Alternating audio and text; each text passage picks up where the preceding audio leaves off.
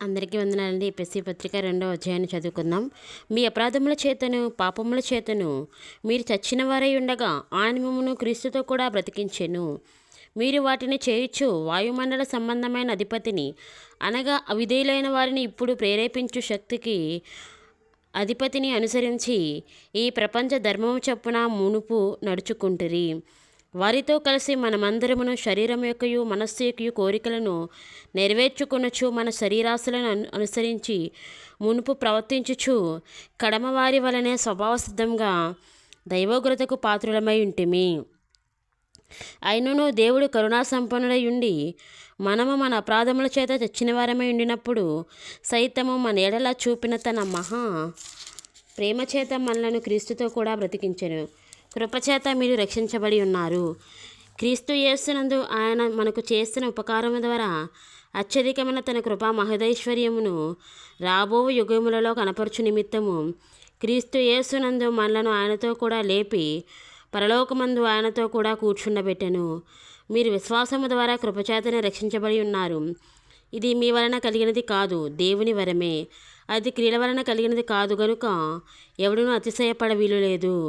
మరియు వాటి యందు మనము నడుచుకొనవలనని దేవుడు ముందుగా సిద్ధపరిచిన సత్క్రియలు చేయుటకై మనము క్రీస్తు యేసునందు సృష్టింపబడిన వారమై ఆయన చేసిన పని అయి ఉన్నాము.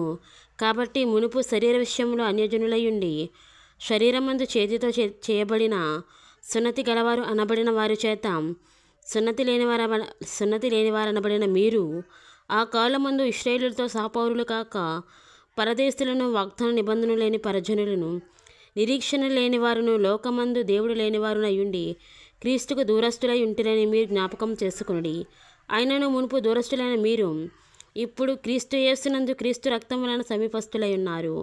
ఆయన మన సమాధానమై ఉండి మీకును మాకును ఉండిన ద్వేషమును అనగా విధిరూపకమైన ఆజ్ఞలు గల ధర్మశాస్త్రమును తన శరీరమందు కొట్టివేట చేత మధ్యగోడను పడగొట్టి మన ఉభయులను ఏకము చేసెను.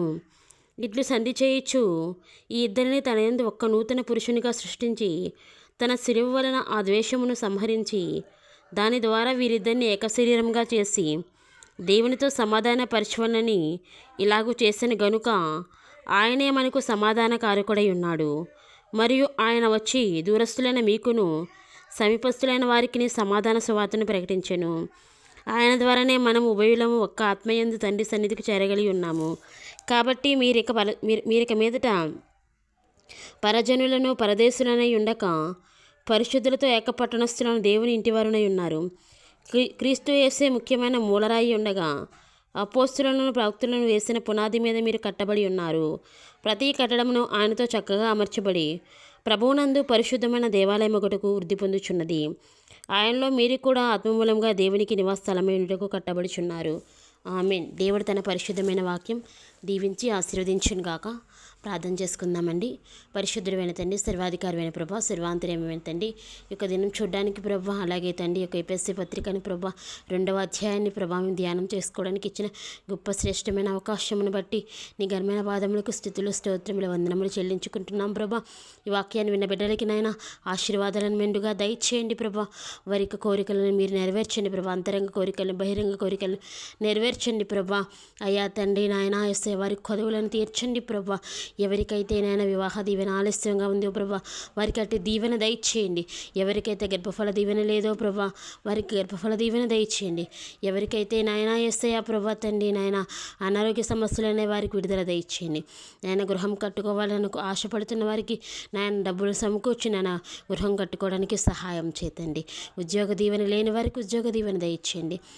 రక్షణ లేని వారికి రక్షణ దయచేసి ఏ గృహంలో అయితే ప్రభు మానసిక శాంతి లేక నేను అప్పులతో బాధపడుతున్నారో ప్రభా ఆ బిడ్డలందరికీ ప్రభా తండ్రి శాంతిని సమాధానాన్ని ఎల్లప్పుడూ దయచేసి నాయన నీ కృపతో నింపమని నాయన ప్రతి విషయంలో నీ ఆత్మ సహాయాన్ని వరకు అనుగ్రహించండి ప్రభా. దేవాది దేవుడు వినేస్తే మా ప్రియ బిడ్డలు నాయన యేసయ్య ప్రయాణం వెళ్తున్నప్పుడు ప్రభా కాపుదలను దయచేసి క్షేమములు ఇచ్చి నడిపించండి ప్రభా. నాయన యేసయ్య నీకు వందనాలు స్తోత్రములు చెల్లించుకుంటున్నాం ప్రభా. నీ యొక్క రాకడ అతి సమీపమై ఉండగా ప్రభా అయా తండ్రి నీ యొక్క రాకడ గుర్తులన్నీ జరుగుతూ ఉన్నప్పుడు ప్రభా అయా తండ్రి మేము చూస్తూనే ఉన్నాం కదా ప్రభా.